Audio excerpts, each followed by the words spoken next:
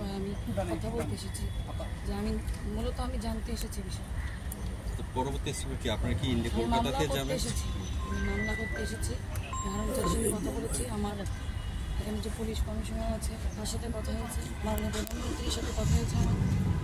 সেও আমাকে যথেষ্ট সহযোগিতা করেছে। তার সহযোগিতার মাধ্যমে আজকে আমরা জানতে পেরেছি আমার বাবার কথা। সে আসামিদের ধরার জন্য সে আশ্বস্ত করেছেন সে সর্বোচ্চ চেষ্টা করবেন। পাশাপাশি ডিবি প্রধান হারুন আঙ্কেল সহ ডিবির সকল কর্মকর্তা তারা আমাদেরকে আসলে তাদের নিয়ে আমার বলার কিছু নেই। তারা আমাকে যে পরিমাণ সহযোগিতা করছে আপনারা জানেন। আমার কোনো ভাই নাই, আমরা 2 বোন। আমার বড় বোন ডক্টর, আমি LLB পড়তেছি, আমি 3rd ইয়ারে, আমার ফাইনাল ইয়ার চলে। আমি ইউনিভার্সিটি অফ লন্ডনের আন্ডারে পড়তেছি। আমি নিজেই আসছি, তারা আমাকে খুব সহযোগিতা করছে।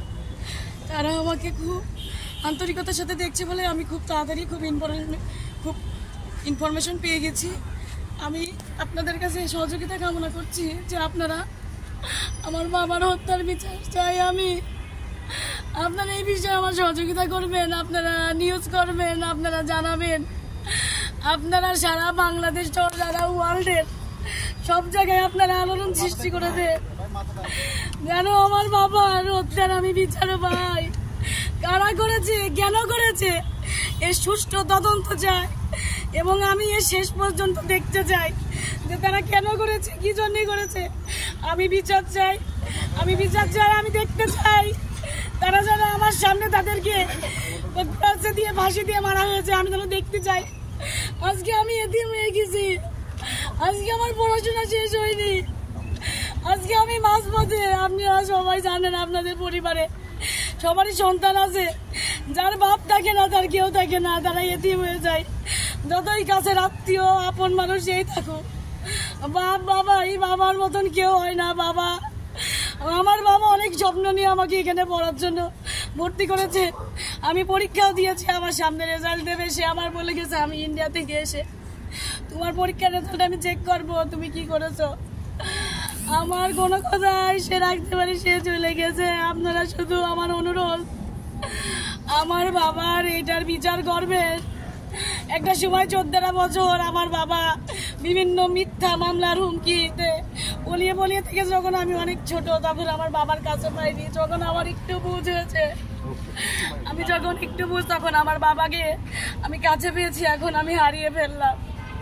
আপনাদের কাছে আমার অনুরোধ, আপনারা আমার বড় ভাই, কেউ আমার বাবার মতো, আপনারা আমাকে সহযোগিতা করবেন। আমি আমার বাবার হত্যার বিচার চাই এবং আমি নিজের স্বচক্ষে আমি দেখতে চাই আমাকে কারা এতিম করলো, কেন করলো এভাবে।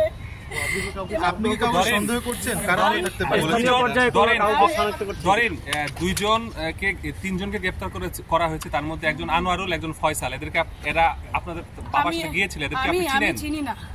আমি চিনি না, কিন্তু আমি চিনতে চাই এবং আমি হারুন স্যারকে আমি বলে এসেছি যে আপনি আইডেন্টিফাই করেন কেন এরকম হলো। কারণ আমি ল পড়তেছি, আমিও কিছু আইনের নিয়ম জানি। আপনি ইনভেস্টিগেশন করুন, আপনি দেখুন তারা কারা, আমাকে চিনান, দরকার আমি চিনতে চাই। আমি প্রকাশ্যে তাদের মৃত্যু দেখতে চাই। আমাকে এভাবে এতিম করে দিল। ধরেন আপনি তো ইন্ডিয়াতে যখন গিয়েছিলেন সেখানে যে আপনি কি কিছু পেয়েছেন? আপনার সর্বশেষ কি কথা হয়েছে, আপনার পরিবারের কি কথা হয়েছিল? আমার সাথে সর্বশেষ তার ভিডিও কলে কথা হয়। এ বলেছে আম্মু আমি ইন্ডিয়ায় যাচ্ছি, আমি 2 দিনের মধ্যে চলে আসবো। তোমার দাঁতের ডক্টরের কাছ থেকে দেখানোর কথা, তোমার 2 দাঁতের সমস্যা, আমি এসে আমি নিয়ে যাবো, তুমি যেও না। তোমার ডক্টর ফোন করলে তুমি বলবা আব্বু ইন্ডিয়া গেছে, আব্বু এসে তোমাকে নিয়ে যাবে, তুমি থাকো, আমি আসছি, এই কথা বলে গেছে আমার সাথে। তারপরে আমার সাথে আপনি কাউকে সন্দেহ করছেন? আমি কাউকে সন্দেহ করছি না, কিন্তু কারা এগুলো আমি দেখতে চাই, তারপরে আমি আমার সন্দেহের কথা প্রকাশ করব। আপনার পরিবার কি বলেছে কারোর সাথে তার শত্রুতা ছিল কোনো বিষয় নিয়ে?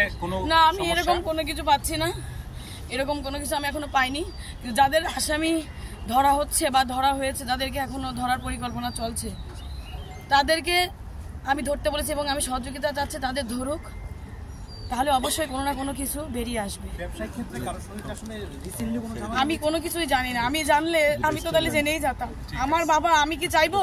আপনারা বলেন, আপনার কাছে অনুরোধ, আমার বাবা আপনারা সহযোগিতা করেন, আপনারা আলোড়ন সৃষ্টি করেন। আমি মাননীয় প্রধানমন্ত্রীর মেয়ের মতন, সে আমার মায়ের মতন। আমি তার দৃষ্টি আকর্ষণ করতে চাই। সে আমাকে যথেষ্ট হেল্প করছে। সে আমাকে মায়ের মতন করেই বলছে যে তুমি চিন্তা করো না। আমাকে সে প্রথম দিন তার সাথে আমার রবিবারে রাত 9টা 21-এ কথা হয়, যেদিন আমার বাবার আর মিসিং এর কথা। রবিবারে না, আমি যেদিন দিবি আঙ্কেলের এখানে আসছি, হারুন আঙ্কেলের এখানে, সেখানে তার আগের দিন কথা হয়েছে। প্রধানমন্ত্রীর হস্তক্ষেপ কামনা করছি, সে করছে। প্রধানমন্ত্রী আমার আশ্বস্ত করেছে, আমি ইনভেস্টিগেশন চালাচ্ছি, আমি সব রকম চেষ্টা করতেছি।